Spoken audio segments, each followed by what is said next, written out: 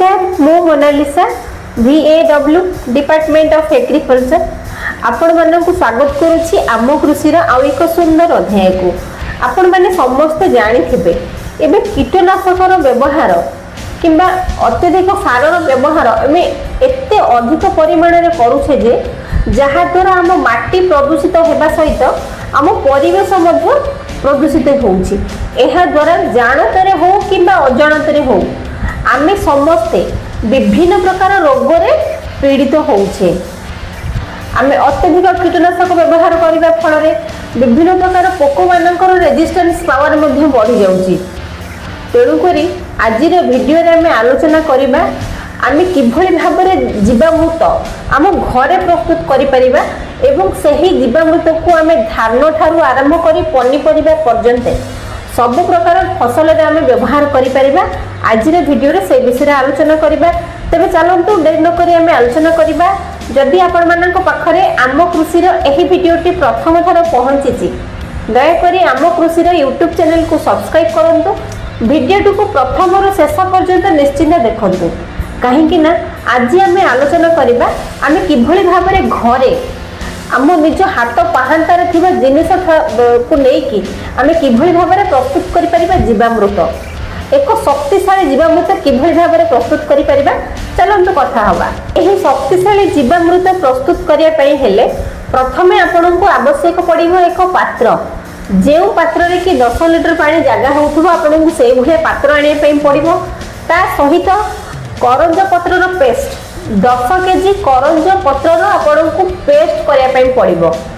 ता सहित आपनकु आनिबा पई पड़िबो 3 केजी निंब पत्र 2 केजी अरख पत्र 2 केजी आपनकर बेगुनिया पत्र एवं 1 केजी सीताफल गछर पत्र जोटा आपण आत गछ बा नेवा गछ कहउचंती सेही गछर पत्र 1 केजी एही सब को मिक्स करिकि आपनकु सेही 10 लिटर पानी रे रखिया पई पड़िबो बा पकई देबे एवं ता सहित काठ चुल्ली रे जदि आपण जाळुछंती जाळाने प्रस्तुत करूछंती तो बहुत भलो।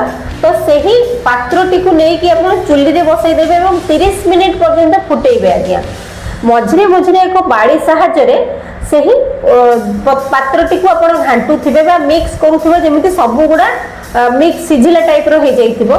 ठीक 30 मिनिट परे आपण पात्रटी को अलगा आनी की रखी देबे। ठंडा हैला परे आपण सेही थरे जे पत्र सब अछि ताकू छाणी की बाहर कर देबे एवं जे जति की पानी आगे रहिला सेही पानी होउछि आपणकर शक्तिशाली जीवामृत।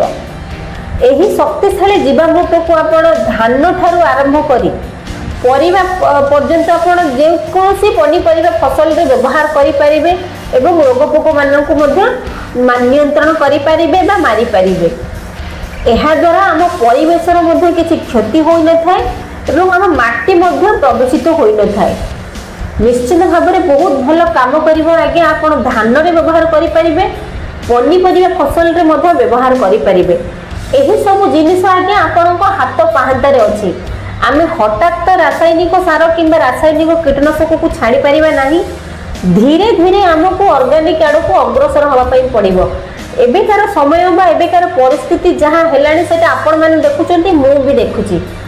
आज आपण देखिथिबे गोटे बाईगण छोट थिबो ठीक 3 दिन पर से बाईगण मार्केट रे बिक्री होथिबो। एमिति केमिति होउची अत्यधिक कीटनाशक प्रयोग द्वारा छोट बाईगणटी बड़ हो जाउची। जहाँ भी पनीपरिबा आमे खाउछे आगे सबुथिरे हमर अत्यधिक कीटनाशक व्यवहार करा जाउची।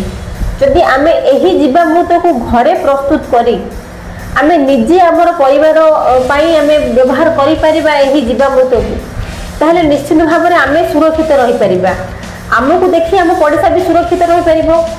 पड़िसा को देखि बाकी लोक माने मध्ये सुरक्षित रहि परिबे। गोटे गाँ सुरक्षित रहिले निश्चित भाव में गोटे जिला सुरक्षित रहिबो। एही सब जिनस सब आपण मानक हाथ रे निश्चित भाव में घरे एही जीवामृत को प्रस्तुत करंतु एवं समस्ते समस्ते किभଳି भाव में आमे सुस्थ जीवन यापन करिबा से विषय भावंतु। आशा करूची छोट वीडियोटी निश्चित भाव में आपण मानक भल लागिथिबो। जदि भल लागिथिबो आम कृषि YouTube चैनल को सब्सक्राइब करिवे। वीडियोटी को प्रथम रु शेष जाए निश्चित देखिबे एवं घरे प्रस्तुत करिवे शक्तिशाली जीवामृत। रहुची नमस्कार ମୁଁ ମୋନାଲିସା। ଦେଖା हबो आपण मानक सहित आम कृषि आउ एक सुंदर अध्याय रे।